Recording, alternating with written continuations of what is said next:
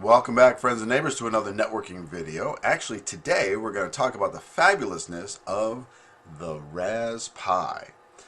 Actually, what we're going to do is go through what's inside a CanaKit Ultimate Kit and maybe what to do with some of the components and what not to do. And I hope it helps you on the way. By the way, I can call it a networking video because it's got a networking port. Alright, let's get to our unboxing.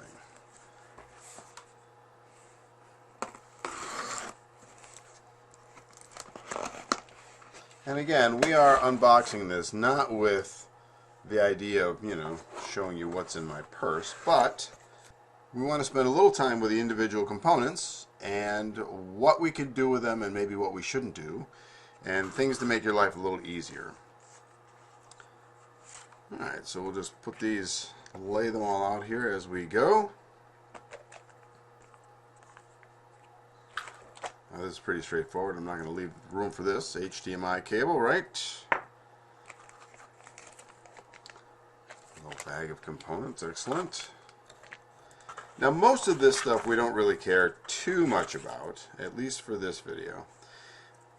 But we do care about a collection of them. And maybe we'll talk about them as we go.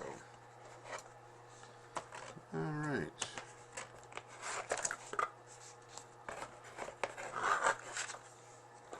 Move the box over here to the side.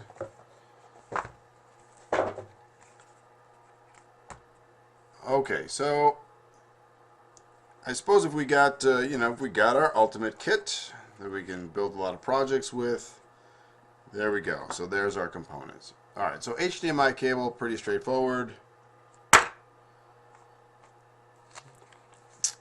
We've talked a little bit about the breadboard.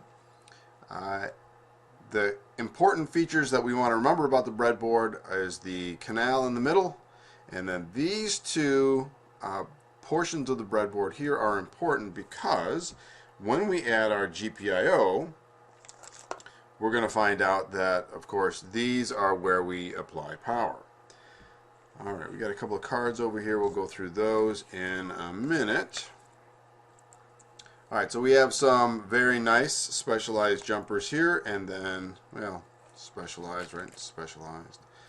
And then we've got a pack of jumpers. Pretty straightforward. We're not going to do anything special with those. And I guess we'll just do some random openings here. Start with the Ras. Now this one happens to be a Ras Pi 3B kit. I guess I can pop it open this way. By the way, this little guy on the side, right? These are your heat sinks. They go on the chips. Don't lose those. Very nice for heat dissipation. I just said I was going to do it this way and then try doing it the other way again. There we go. Ah, there she is, Ras Pi 3. Okay. Some features of the Ras Pi 3. Obviously, we have our standard set of jacks, right? USB, Ethernet. We have HDMI, but on the underside, this little dude right here is where you're actually going to put your memory stick, which is, of course, where we're going to need to install our operating system. Now, one of the absolute coolest thing about a Ras Pi is that it is actually a tiny computer, right? It has a CPU, it has a number of ports, it has other attachment areas where you can connect various devices. Here is the connection we're going to use for our GPIO. By the way, the pins on the GPIO are kind of important, and I'll add a link to a nice website that has those. But of course, you can get those from your documentation and from the Ras Pi site. But of course, it doesn't have a hard drive, so we've got to remember that there is a very particular use for our chip. Well, there we go. All right, so that's the Ras Pi itself.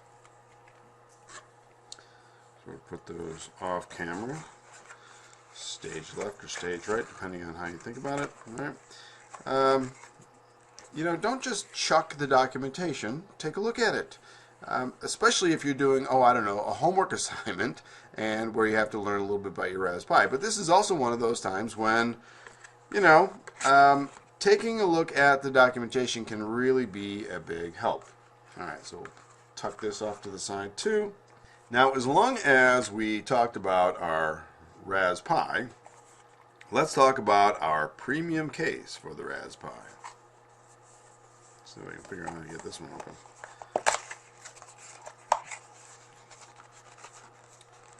Now, again, one of the reasons that I decided to do this particular video was not that we care what's inside a Ras Pi Ultimate Kit. I mean, you can read the inventory as easy as I can. But the goal is to make your lives a little bit easier. Now, here is our premium case. And it is very, very tempting to right away say, oh my goodness, I want to use this case. It's awesome. And I want to put my Ras Pi in there and get it all situated and ready to go. I'm not even going to try to pull this apart. My advice is to take this case, particularly if you're building circuits that require you to use the pins here. So these guys here, is that you take this case and at least initially put it right back in the box. So there we go. And not use it. And the reason for that is that the case can make access to all of these things very, very, very challenging. And then you'll go to work with it, and then you'll have to struggle to get it out of the case. So at least initially, you know, use this nice handy box for your Ras Pi and don't use the case. Now, if you want to put it in the case afterwards, or if you have a use for it as a sensor or to drive a monitor or something like that, go ahead and put it in the case. I mean, that's what it's there for. But initially, at least, wait and see what you're going to do. Because if you're going to be connecting this guy to the breadboard, well, everything that you're going to do has the case getting in the way. All right. Well, look, we have another box. Well, what's this guy?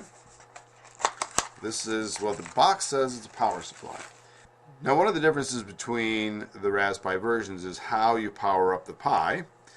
And so we've got, I mean, a clear set of jacks, right? It's not very, very challenging. But it is literally plug and unplug to power the thing up. It's not like a regular computer where you have buttons or things like that. Okay, enough about the power supply. Well, let's talk about our friend here, hopefully that's in this box. This is the GPIO. And so there we go. So here's our ribbon cable. And of course, we've got our connection to the Ras Pi. And here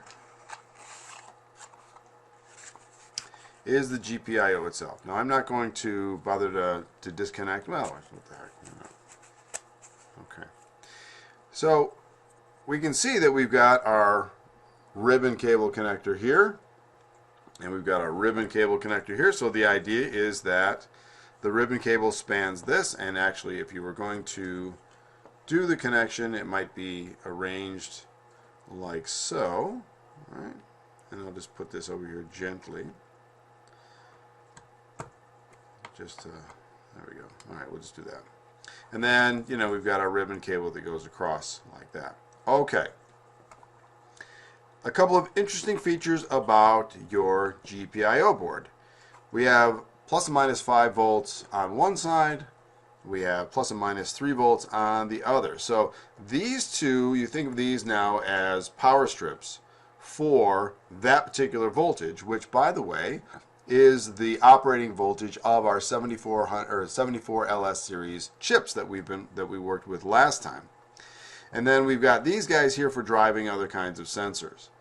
And so that's an important thing to remember. And then what you're going to do if you write code is that you're going to drive voltages and therefore circuits with the other pins. And so when we take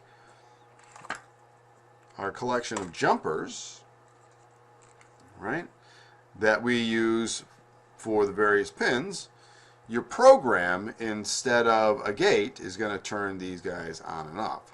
So that's what we're going to do with the GPIO. And the GPIO gives you a lot of flexibility for what you can do. Now, what are some of the components that we want to use in our GPIO? Well, the basic case comes with a couple of buttons and a couple. Let's see if I can get this open.